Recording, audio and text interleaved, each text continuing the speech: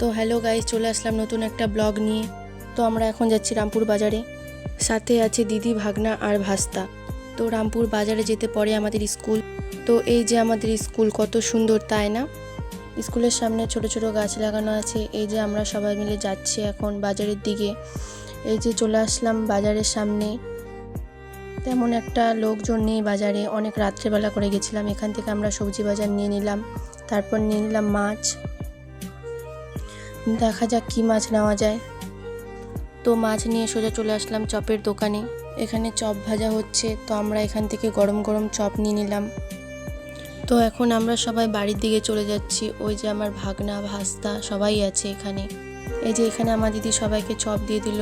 এই যে এখানে আমি চপ খাচ্ছি, গরম গরম চপ খাওয়ার মজাই আলাদা। আমরা পেঁয়াজির চপ নিয়ে আসলাম, এই যে আমার দিদি খাচ্ছে।